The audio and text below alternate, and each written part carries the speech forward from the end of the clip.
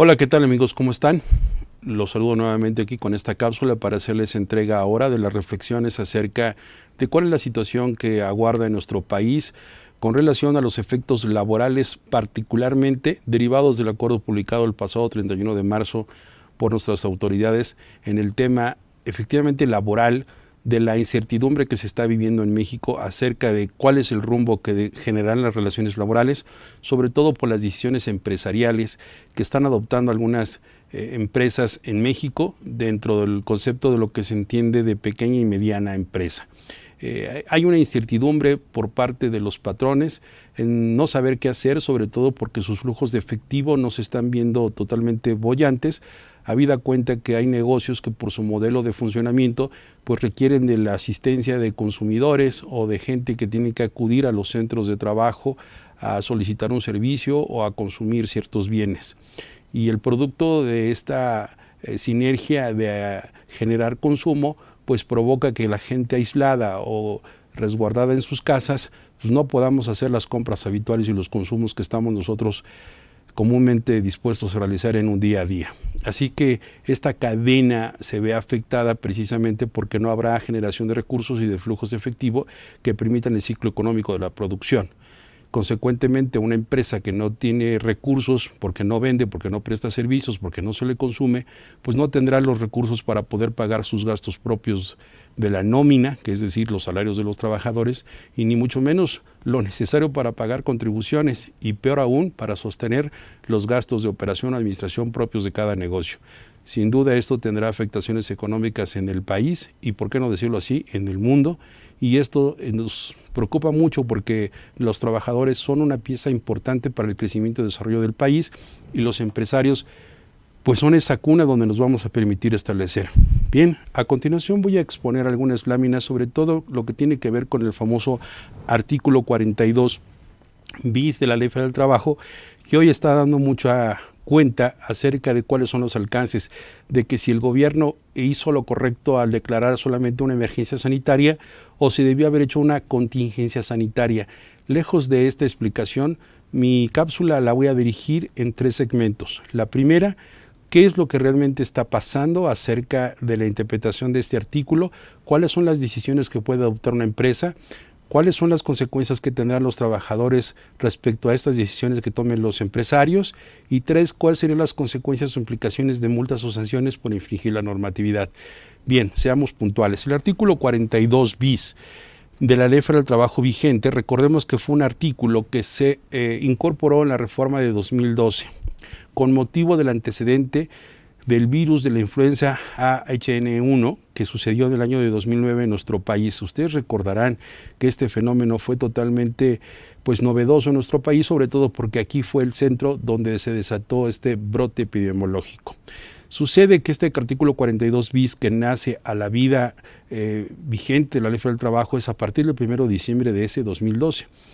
Y el texto que realmente les expongo aquí es cómo se encuentra regulado y dice: en los casos en que las autoridades competentes emitan una declaratoria de contingencia sanitaria conforme a las disposiciones aplicables que implique la suspensión de las labores, estará lo dispuesto por el artículo 429, fracción 4. Aquí he resaltado con algunos colores puntualmente las siguientes expresiones. Vean ustedes. Dice, en los casos en que las autoridades competentes.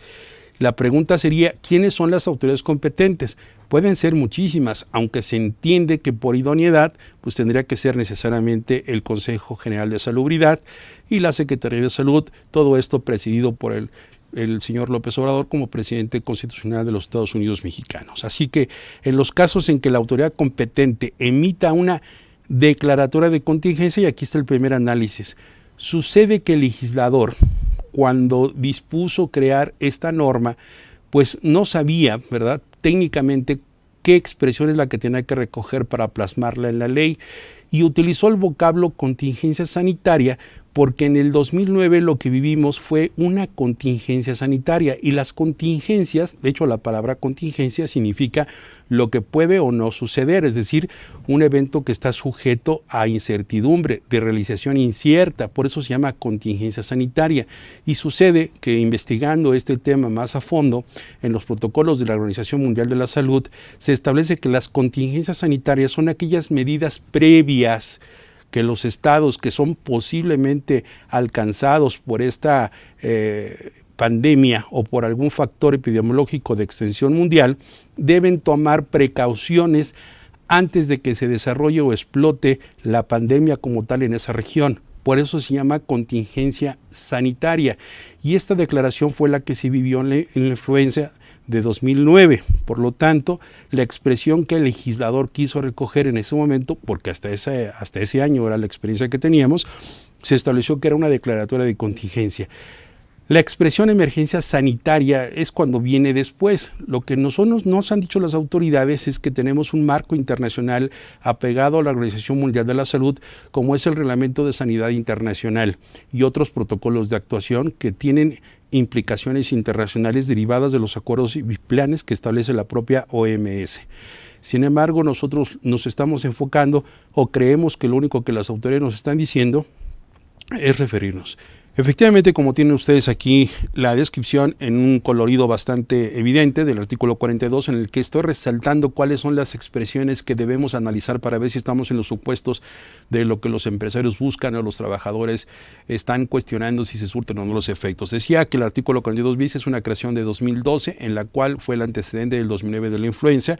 Sin embargo, este texto dice que serán en los casos en que las autoridades competentes, ya dijimos que fue el Consejo General de Salubridad a través de la Secretaría de Salud como una autoridad competente, que emitan una declaratoria de contingencia sanitaria. Ya dijimos que se utilizó la expresión contingencia sanitaria porque hasta 2012, por el efecto en 2009, así fue como se reconoció el efecto de la influenza que vivimos en México con el virus AH1N1. Sobre esta parte, dice que cuando se decrete esta declaratoria de emergencia, que implique la suspensión de labores. No perdamos de vista que el artículo 42 bis está en el capítulo de la Ley Federal del Trabajo referente a la suspensión de los efectos de las relaciones laborales. Es decir, no confundamos que la medida dictada por las autoridades implique, esto estoy subrayándolo muy claro aquí en amarillo con negro, implique la suspensión de las labores, pero no de los efectos de las relaciones laborales.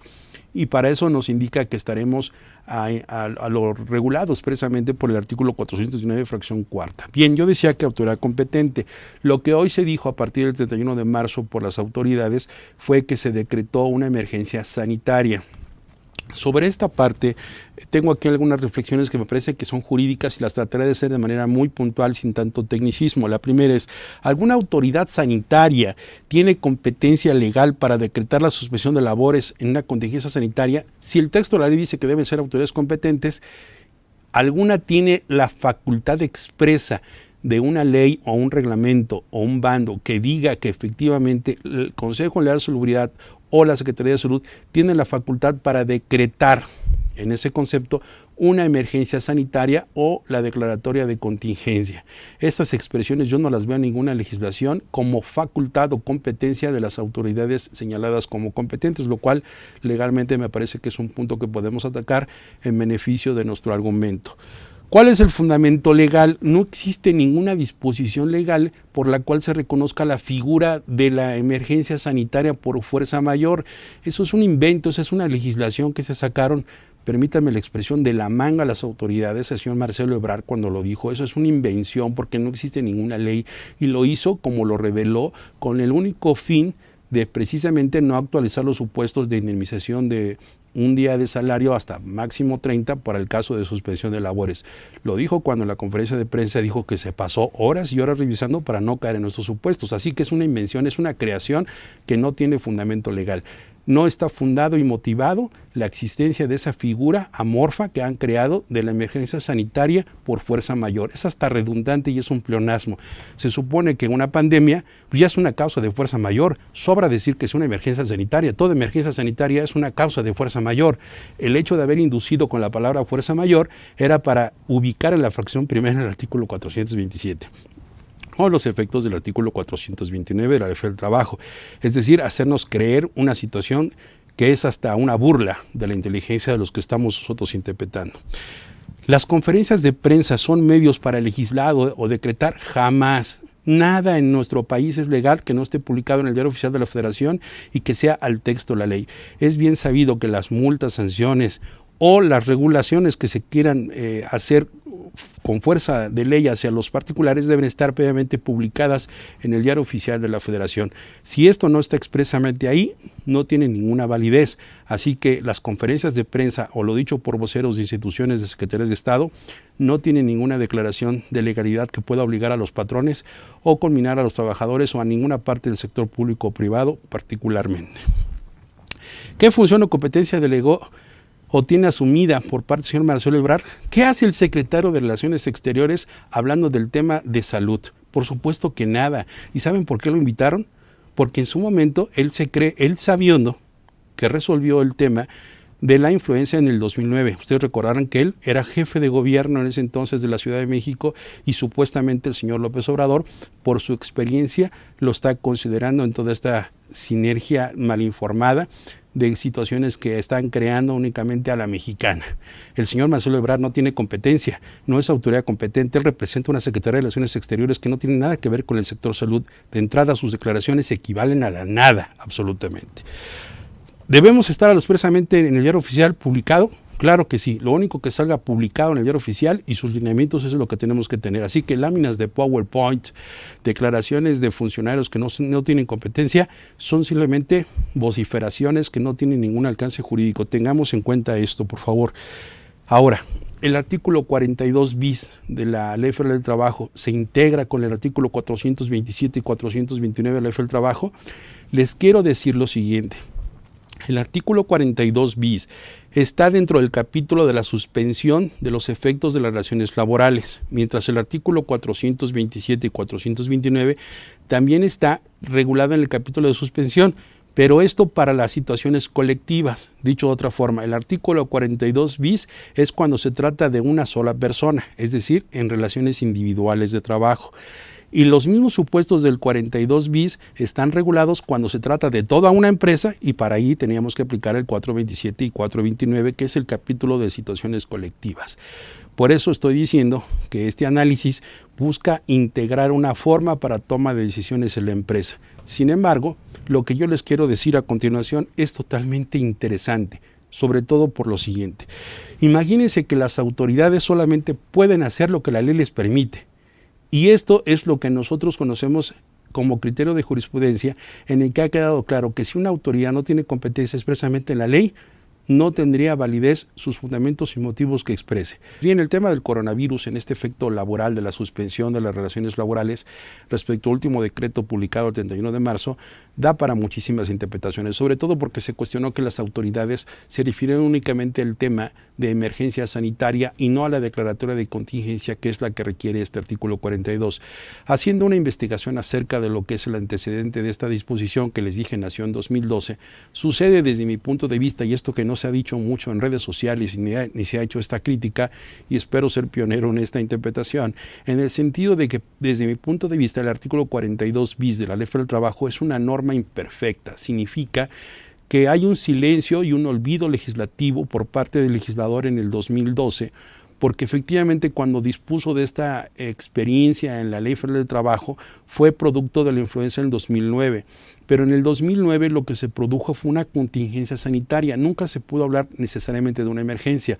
Por lo tanto, el legislador, desde mi punto de vista, olvidó incluir la expresión declaratoria de contingencia o emergencia sanitaria, lo cual no había sucedido porque las pandemias no son recurrentes. Además, como expliqué en la primera cápsula, las contingencias sanitarias son aquellas cosas que pueden no suceder y son indicaciones de la Organización Mundial de la Salud para que los países que pueden ser afectados prevean planes de cómo enfrentar estas pandemias, es decir, que puede o no suceder, y por eso se llama contingencia sanitaria. Sin embargo, el plan de emergencia ya es cuando la pandemia, de acuerdo a las 4 y 6 fases posteriores que ha identificado la Organización Mundial de la Salud, señala a los Estados miembros. Por lo tanto, considero que el artículo 42 bis es una norma que se puede integrar a través de lo que se llama el silencio o olvido legislativo por el criterio del Poder Judicial de la Federación. Significaría que, si bien es cierto, nada más se refiere el artículo 42 bis a una contingencia, declaratoria de contingencia sanitaria, también el legislador olvidó incluir lo que hoy está sucediendo en día y que se requeriría la figura de la emergencia sanitaria como tal. Es decir,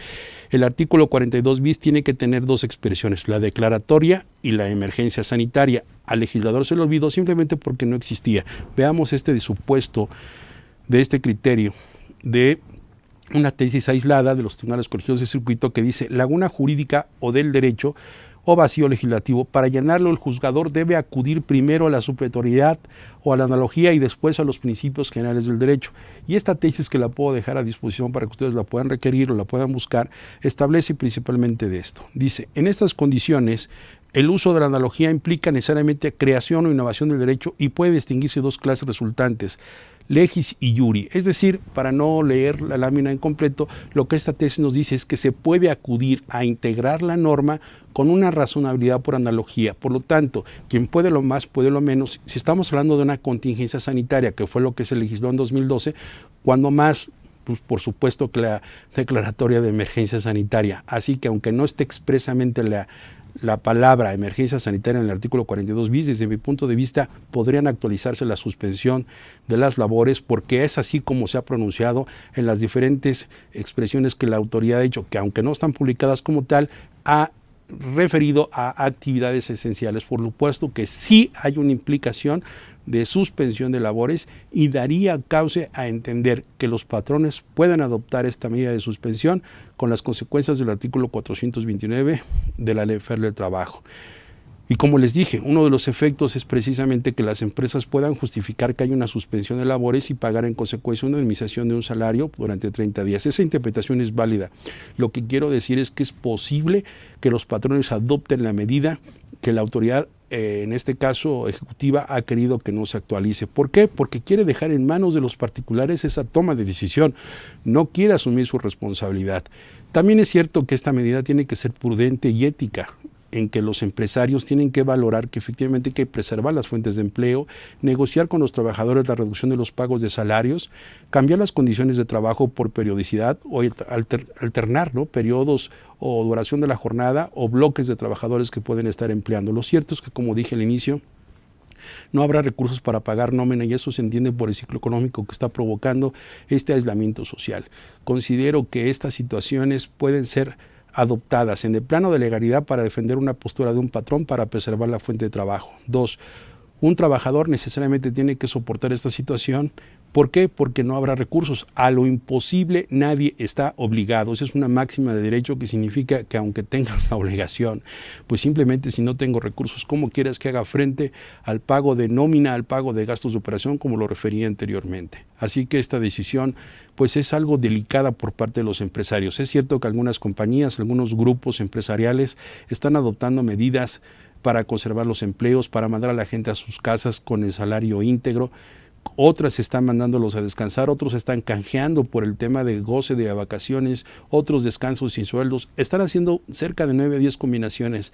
Lo cierto es que al final, pues si no hay fuente de trabajo, si no hay generación de recursos, pues aunque se tenga la buena voluntad, simplemente no habrá forma. Creo que una de las recomendaciones es llegar a algún arreglo con los trabajadores y las autoridades, y sobre todo, si en el caso de que los trabajadores se resistan, porque los hay, aquellos que no entienden razones y que creen que les asiste toda la razón y que no entienden estas consecuencias, quisiera puntualizar que efectivamente, con lo declarado por las autoridades en el sentido de que es una declaratoria de emergencia y no una declaratoria de contingencia, y que ya expliqué estas diferencias y que podría adoptarse las dos posturas, una porque al legislador en el artículo 42 bis no conocía de lo que era una declaratoria de emergencia, se le olvidó o es un silencio legislativo, pero existen criterios del Poder Judicial Federal que pueden ayudar a integrar esta norma, es decir, que se considerara que aunque hay una declaratoria de contingencia es para aquello que pueda no suceder, pero el legislador tuvo este olvido, pero también existe lo que es la emergencia como tal, que es lo que evidentemente en un hecho notorio conocemos que ya se desarrolló internacionalmente y que existe declaración y reconocimiento por las autoridades. Pues bien, aún aceptando sin considerar que nosotros quisiéramos tomar a la fuerza mayor como lo ha establecido en esta declaración de emergencia la autoridad, la fracción primera del artículo 427 de la ley del trabajo dice que son causas de suspensión, les dije que eran colectivas para toda la empresa, la fuerza mayor. La ventaja o desventaja para esta situación, que fue lo que dijo el señor Marcelo Ebrard, que no es legal, pero lo dijo, es en el sentido de que cuando hay fuerza mayor, sí se requiere la autorización de la Junta Local de Conciliación y Arbitraje, hoy Tribunales del Trabajo. La situación que no acontece así cuando se trata de una declaratoria de contingencia, que sería la fracción séptima en los casos en que se declare por autoridad competente una contingencia sanitaria. La intención era que no se dieran los supuestos de esta fracción séptima que estoy aquí con el curso señalando, sino ubicarlo en la fuerza mayor. Lo que pasa es que en la fuerza mayor sí se requiere la autorización por parte de la Junta. Y bien, ¿cómo se les va a dar la notificación a la Junta si no está en funciones? Lo cierto es que en la investigación que estoy desarrollando, mi sugerencia sería, ok, adoptemos como empresarios el dar el aviso a la Junta. ¿Cómo?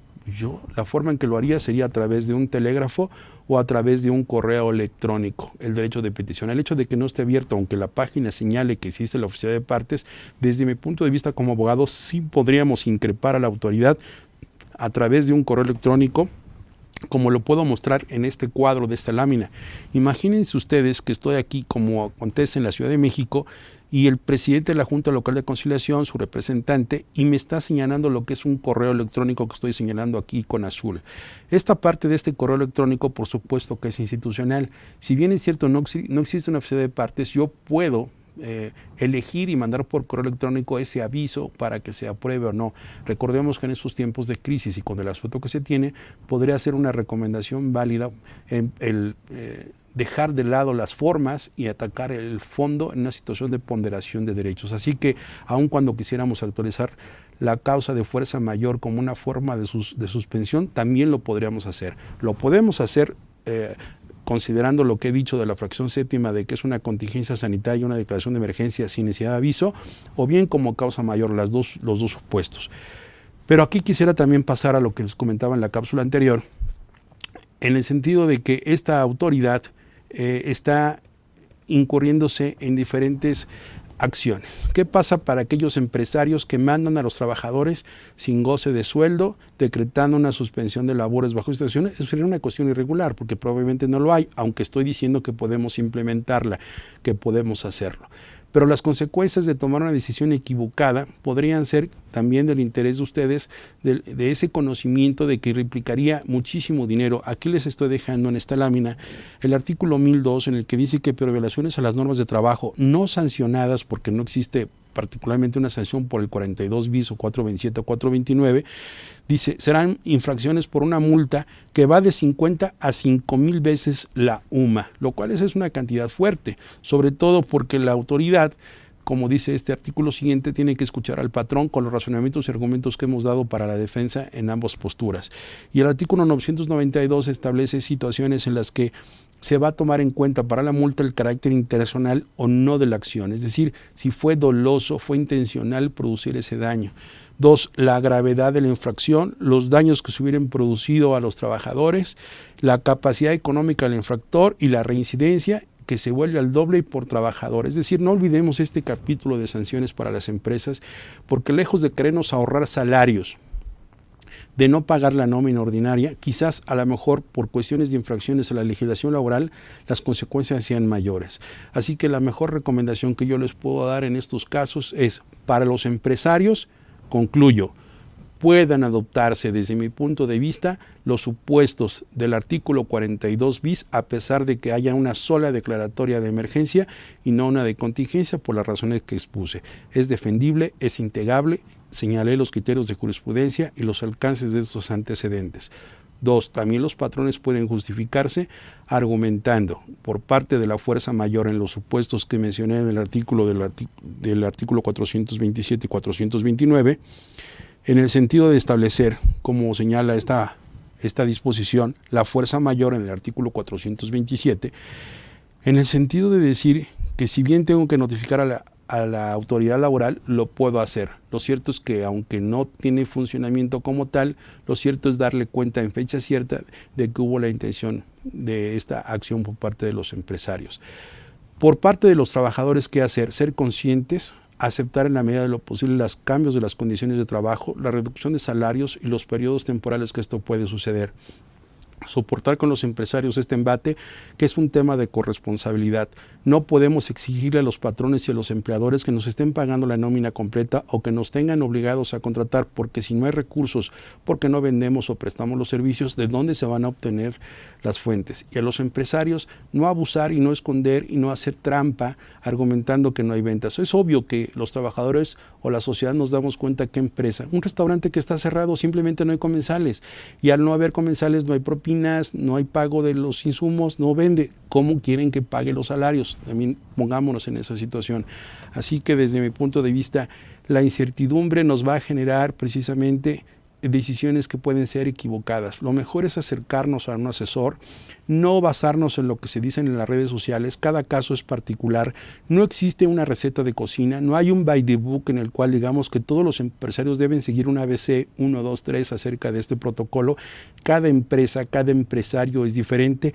Cada trabajador, cada grupo de trabajadores son diferentes, son vulnerables, pero también ahora los empresarios lo son.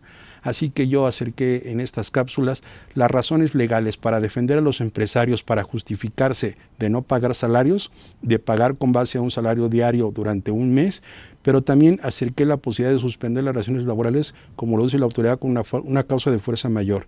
Y para los trabajadores también existen razones para defenderse por despidos injustificados cuando los patrones no alcancen a justificar concienzuda y con un argumento bastante sólido sus decisiones que hubieran tomado. Ahí está la ley, ahí están las consecuencias. Yo los invito a que se sigan informando, capacitando, y les haremos entrega de estas cápsulas. Muchísimas gracias y que Dios nos bendiga.